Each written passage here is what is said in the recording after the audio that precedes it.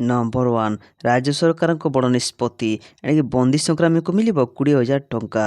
जरूरीकालीन परिस्थिति में बंदी संक्रामी राज्य सरकार बड़ निष्पत्ति नहीं।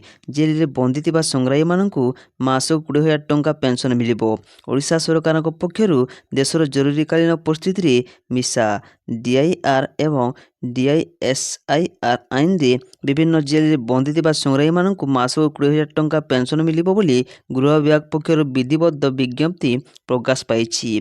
पेंशन सहित समस्त संग्रामी मानक मेडिकल खर्च मध्य राज्य सरकार बहन करेंगे। 1 जनवरी 2025 सुधा जीवित थिबा सब संग्रामी पेंशन और चिकित्सा सुविधा पाइबे बोली ए विज्ञप्ति कहुई। नंबर 2 15 रे हेबाकु थिबा यूजीसी नेट परीक्षा स्थगित। परीक्षार्थी बड़ खबर। जनवरी 15 तारिख रे हेबाकु थिबा यूजीसी नेट परीक्षा स्थगित कला एनटीए। पोंगल मकर संक्रांति परीक्षा स्थगित। पूर्व निर्धारित अनुଯାयी 16 हेबाकु थिबा परीक्षा सूची अनुଯାयी हेबो। नया तारिख खूब शीघ्र घोषणा करा जिवो बोली कहिछि एनटीए। नंबर 3 आयुष्मान योजना रे ओडिशा सामिल। प्रधानमंत्री को धन्यवाद देले मुख्यमंत्री। खूब शीघ्र ओडिशा लागू हेबो आयुष्मान भारत योजना। आयुष्मान भारत गोपबंधु जन आरोग्य योजना लागू हेबो। जातीय स्वास्थ्य कर्तृपक्षों सह राज्य सरकार एमओयू स्वाक्षरित होईछि।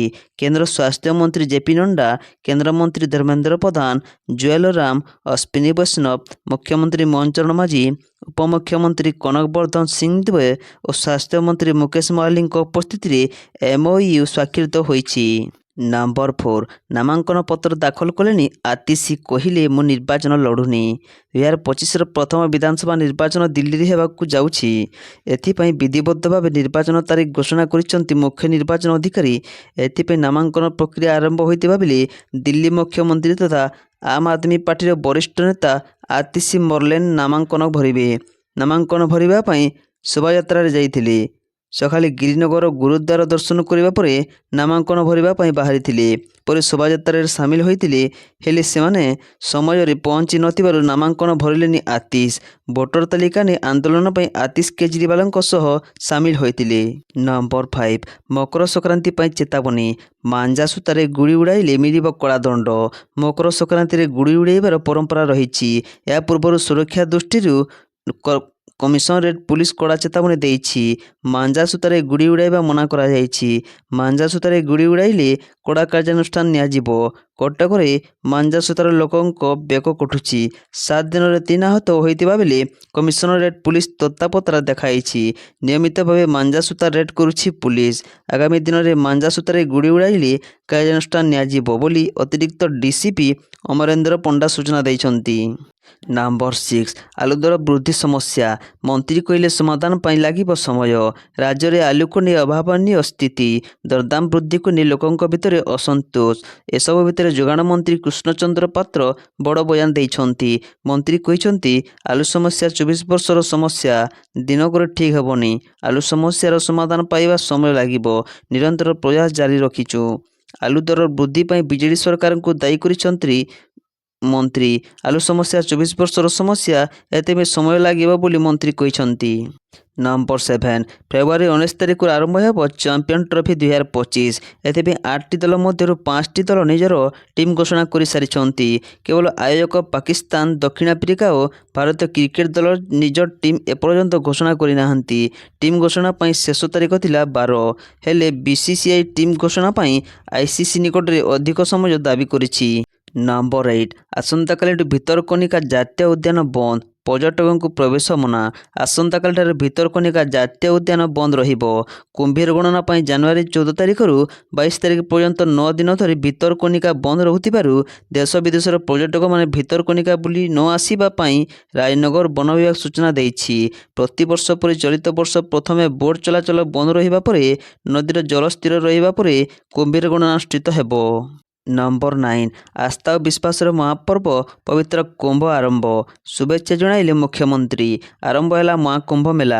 आस्था और विश्वासर महापर्व पवित्र महाकुंभ मेलार शुभारंभ अवसर में हार्दिक अभिनंदन और शुभेच्छा जणाइछन्ति मुख्यमंत्री मोहन चरण मांझी। तीर्थराज प्रयागराज रे कोटि कोटि साधु सन्त एवं श्रद्धालुओं उपस्थित समग्र विश्व को एकतार वार्ता देउतिबा एही अनन्य पर्व भारतीय संस्कृतिर एक अविच्छेद अंग बोली मुख्यमंत्री उल्लेख करिछन्ति। ନମ୍ବର 10 ମୁଖ୍ୟମନ୍ତ୍ରୀଙ୍କର ନୂଆଦିଲ୍ଲୀ ଗସ୍ତ ଖୁବ୍ ଶୀଘ୍ର ରାଜ୍ୟରେ ଲାଗୁ ହେବ ଆୟୁଷ୍ମାନ ଯୋଜନା। ଆଜିଠାରୁ 2 ଦିନିଆ ନୂଆଦିଲ୍ଲୀ ଗସ୍ତରେ ଯିବେ ମୁଖ୍ୟମନ୍ତ୍ରୀ ମୋହନ ଚରଣ ମାଝୀ। ଆସନ୍ତା ଫେବୃଆରୀ ମାସରେ ଓଡ଼ିଶାରେ ଆୟୁଷ୍ମାନ ଭାରତ ପିଏମ୍ ଯୋଜନା କାର୍ଯ୍ୟକାରୀ କରାଯିବ। ଏଥିପାଇଁ ସୋମବାର ନୂଆଦିଲ୍ଲୀରେ ରାଜ୍ୟ ସରକାର ଓ କେନ୍ଦ୍ର ସ୍ୱାସ୍ଥ୍ୟ ଓ ପରିବାର କଲ୍ୟାଣ ମନ୍ତ୍ରଣାଳୟ ଅଧୀନ ନ୍ୟାସନାଲ ହେଲ୍ଥ ଅଥରିଟି ମଧ୍ୟରେ ବୁଝାମଣାପତ୍ର ସ୍ୱାକ୍ଷର ହେବ। ନମ୍ବର 11 ମଙ୍ଗଳବାରଠାରୁ ମୁଖ୍ୟମନ୍ତ୍ରୀଙ୍କ 3 ଦିନିଆ କେନ୍ଦୁଝର ଗସ୍ତ। କେନ୍ଦୁଝର ଲୋକପର୍ବ ପବିତ୍ର ମକର ସଂକ୍ରାନ୍ତି ପାଇଁ ସମଗ୍ର ଜିଲ୍ଲା ବେଶ୍ ଚଞ୍ଚଳ ହୋଇ ପଡ଼ିଥିବା ବେଳେ ମୁଖ୍ୟମନ୍ତ୍ରୀ ମୋହନ ଚରଣ ମାଝୀଙ୍କ ମଙ୍ଗଳବାରଠାରୁ 3 ଦିନିଆ କେନ୍ଦୁଝର ଗସ୍ତରେ ଆସି ବିଭିନ୍ନ କାର୍ଯ୍ୟକ୍ରମରେ ସାମିଲ ହେବା ନେଇ କାର୍ଯ୍ୟସୂଚୀ ପ୍ରକାଶ ପାଇଛି।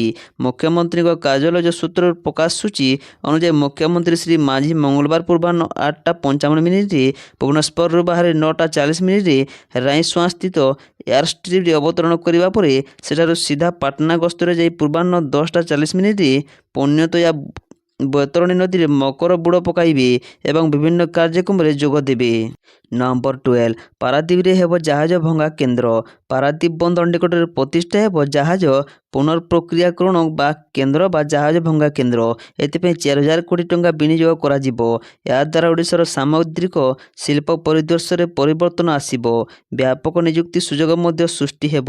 ପୁରୁଣା ଜାହାଜଗୁଡ଼ିକୁ ଭଙ୍ଗାଯାଇ ସେଥିରୁ ଇସ୍ପାତ, ଆଲୁମିନିୟମ ଓ ତମ୍ବା ଆଦି ବାହାର କରାଯାଇ ସେଥିରୁ ବିଭିନ୍ନ ଯନ୍ତ୍ରପାତି ପ୍ରସ୍ତୁତ କରାଯିବ। ନମ୍ବର 13 ମେଘୁଆ ରହିବ ପାଗ। ଆସନ୍ତା 17 ରାଜ୍ୟରେ ପୁଣି ବଢ଼ିବ ଶୀତ। ଶୀତରେ ଥରୁଛି ସାରା ଓଡ଼ିଶା। ରାଜ୍ୟରେ ଜାରି ରହିଛି ଶୀତ ଲହରୀ। ଆସନ୍ତା 4ରୁ 5 ଦିନ ପର୍ଯ୍ୟନ୍ତ ରାଜ୍ୟରେ ପ୍ରବଳ ଶୀତ ହେବ। ଆଗକୁ ଆହୁରି ଶୀତ ବଢ଼ିବାର ସମ୍ଭାବନା ରହିଛି। ଅନ୍ୟପଟେ ପ୍ରବଳ ଶୀତ ସାଙ୍ଗକୁ ଘନ କୁହୁଡ଼ି ଜନଜୀବନକୁ ଅସ୍ତବ୍ୟସ୍ତ କରୁଛି। ବିଶେଷ କରି ସୁନ୍ଦରଗଡ଼, ଝାରସୁଗୁଡ଼ା, ଅନୁଗୁଳ, ଢେଙ୍କାନାଳ, ସମ୍ବଲପୁର, ବରଗଡ଼, କନ୍ଧମାଳ, କଳାହାଣ୍ଡି, କୋରାପୁଟ, ନବରଙ୍ଗପୁରରେ ଶୀତଲହରୀ ଅନୁଭୂତ ହେବାର ସମ୍ଭାବନା ରହିଛି। ସେହିପରି ରାଜ୍ୟର କିଛି ଅଞ୍ଚଳରେ ପାଗ ମେଘୁଆ ରହିବାର ସମ୍ଭାବନା ଥିବା ନେଇ ପୂର୍ବାନୁମାନ କରିଛି ପାଣିପାଗ ବିଭାଗ। ସେହିପରି ଆସନ୍ତାକାଲି ଓ ଏହାର ପରଦିନ ମଧ୍ୟ କିଛି ଜିଲ୍ଲାରେ ହାଲୁକା କୁହୁଡ଼ି ଦୃଶ୍ୟମାନ ହେବ। ଜିଲ୍ଲାଗୁଡ଼ିକ ହେଉଛି ଝାରସୁଗୁଡ଼ା, କେନ୍ଦୁଝର, ଅନୁଗୁଳ, ସମ୍ବଲପୁର, ସୁନ୍ଦରଗଡ଼, କଟକ ଓ ଖୋର୍ଦ୍ଧା। ନମ୍ବର 14 ଆଜିଠାରୁ ଖୋଲିଲା ରାଜଭବନ ରାଜ ଉଦ୍ୟାନ। ମୋବାଇଲ ଆପ୍ସରେ କରନ୍ତୁ ପଞ୍ଜୀକରଣ। ଆଜିଠାରୁ ସାଧାରଣ ଲୋକଙ୍କ ପାଇଁ ଖୋଲା ହେବ ରାଜଭବନ ରାଜ ଉଦ୍ୟାନ। ଆଜିଠାରୁ 22 ତାରିଖ ଯାଏଁ ଦିନ 2:30ରୁ ସନ୍ଧ୍ୟା 5ଟା ପର୍ଯ୍ୟନ୍ତ ପର୍ଯ୍ୟଟକ ବିନା ଦେୟରେ ଟିକେଟ କରି ରାଜଭବନ ଉଦ୍ୟାନ ମଧ୍ୟକୁ ପ୍ରବେଶ କରିପାରିବେ। ସେଠାରେ ଥିବା ବିଭିନ୍ନ ପ୍ରକାର ଗଛ, ଫୁଲ ଗଛ ବୁଲି ଦେଖିବା ସହିତ କିଛି ବନ୍ୟପ୍ରାଣୀଙ୍କ ମଧ୍ୟ ଦେଖିବାର ସୁଯୋଗ ପାଇପାରିବେ। ନମ୍ବର 15 କଳାହାଣ୍ଡିରୁ ପ୍ରୟାଗରାଜ ମହାକୁମ୍ଭ ମେଳାକୁ ଗଢ଼ିଲା ଓଏସଆଇଟିସି ସ୍ୱତନ୍ତ୍ର ବସ୍। ବିଶ୍ୱ ସର୍ବବୃହତ ମେଳା ମହାକୁମ୍ଭ ମେଳା ପାଇଁ ଓଡ଼ିଶାର 4ଟି ସହରର ସ୍ୱତନ୍ତ୍ର ବସ୍ ସେବା ମୁଖ୍ୟମନ୍ତ୍ରୀ ମୋହନ ଚରଣ ମାଝୀ ଭର୍ଚୁଆଲ ମାଧ୍ୟମରେ ଶୁଭାରମ୍ଭ କରିଥିବା ବେଳେ ଭବାନୀପାଟଣାରୁ ମଧ୍ୟ ମହାକୁମ୍ଭ ଯାତ୍ରା ବସ୍ ଶୁଭାରମ୍ଭ ହୋଇଛି। ବସ୍ରେ 51ଟି ସିଟ୍ କ୍ଷମତା ରହିଛି। ବସ୍ 28ରୁ 30 ଘଣ୍ଟା ମଧ୍ୟରେ ପହଞ୍ଚାଇବ। କଳାହାଣ୍ଡି ଜିଲ୍ଲାର ଯାତ୍ରୀଙ୍କୁ ନେଇ ଏକ ସ୍ୱତନ୍ତ୍ର ବସ୍ ଭବାନୀପାଟଣାରୁ ବାହାରି ଅଯୋଧ୍ୟା ଅଭିମୁଖେ ଯାତ୍ରା କରିବ।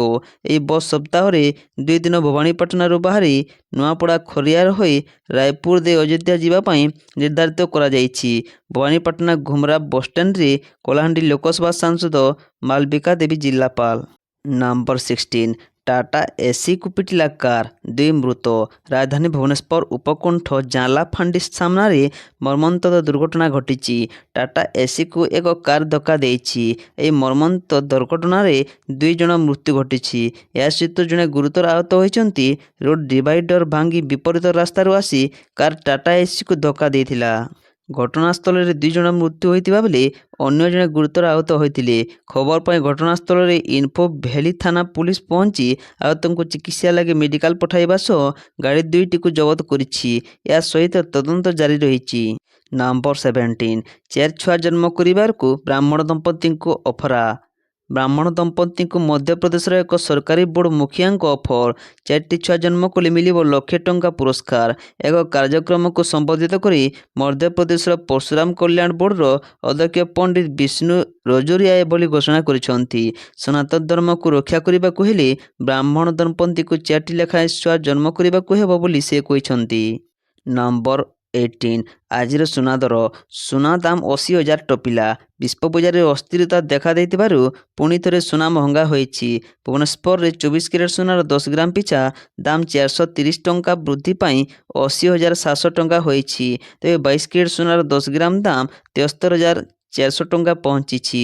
22 କ୍ୟାରେଟ୍ ସୁନାର ଗହଣା ଓ ଅନ୍ୟାନ୍ୟ ଜିନିଷ ପ୍ରସ୍ତୁତ ହେଉଥିବା ବେଳେ 22 କ୍ୟାରେଟ୍ ହେଉଛି ସୁନା ବାର୍ କଏନ୍। ସୁନା ଭଳି ରୂପା ଦାମ ମଧ୍ୟ ବଢ଼ିଛି। ସୋମବାର ରୂପା କିଲୋ ପିଛା 1,000 ଟଙ୍କା ବୃଦ୍ଧି ପାଇ 1,02,000 ଟଙ୍କା ହୋଇଛି। ସାଧାରଣତଃ ବିଶ୍ୱ ବଜାରରେ ଅସ୍ଥିରତା ଦେଖାଦେଲେ ସୁନାର ଚାହିଦା ବଢ଼ିଥାଏ। ନିବେଶକମାନେ ନିଜ ସମ୍ପତ୍ତିକୁ ସୁରକ୍ଷିତ ରଖିବା ଲାଗି ସୁନାରେ ନିବେଶ କରିଥାନ୍ତି। ଯେହେତୁ ଗତ ବର୍ଷ ସୁନା 30%ରୁ ଅଧିକ ରିଟର୍ଣ୍ଣ ଦେଇଛି, ତେଣୁ ତାହା ନିବେଶକମାନଙ୍କ ଲାଗି ଆକର୍ଷଣୀୟ ହୋଇ ରହିଛି। କିନ୍ତୁ ପିଲାଙ୍କ ବାହାଘର ଲାଗି ସୁନା କିଣିବାକୁ ଚାହୁଁଥିବା ଲୋକମାନଙ୍କ ଲାଗି ଦର ବୃଦ୍ଧି ଚିନ୍ତାର କାରଣ ହୋଇପାରେ। ନମ୍ବର 19 ଗୋ ସମାବେଶ ଗିଫ୍ଟ ମିଲ୍ କାର୍ଯ୍ୟକ୍ରମ ଉଦ୍ଘାଟିତ। ଗୋପାଳଙ୍କ ଆର୍ଥିକ ସ୍ଥିତିରେ ଉନ୍ନତି ଆସିବ। ମୟୂରଭଞ୍ଜ ଜିଲ୍ଲା ରାଇରଙ୍ଗପୁର ମହାତାବ ଭବନଠାରେ ଗୋ ସମାବେଶ ଓମଫେଡ୍ ବିପଣନ ସହାୟତା ଗିଫ୍ଟ ମିଲ୍ କାର୍ଯ୍ୟକ୍ରମକୁ ଆଭାସୀ ମାଧ୍ୟମରେ ରାଷ୍ଟ୍ରପତି ଦ୍ରୌପଦୀ ମୁର୍ମୁ ଶୁଭାରମ୍ଭ କରିଛନ୍ତି। ଏହି ଯୋଜନା ମାଧ୍ୟମରେ ଗ୍ରାମୀଣ ଗୋପାଳମାନଙ୍କ ଆର୍ଥିକ ସ୍ଥିତିରେ ଉନ୍ନତି ଆସିବ। କୃଷି କାର୍ଯ୍ୟରେ ମଧ୍ୟ ଗୋପାଳନର ଗୁରୁତ୍ୱ ଭୂମିକା ରହିବ ବୋଲି ରାଷ୍ଟ୍ରପତି ଶ୍ରୀମତୀ ମୁର୍ମୁ ପ୍ରକାଶ କରିଛନ୍ତି।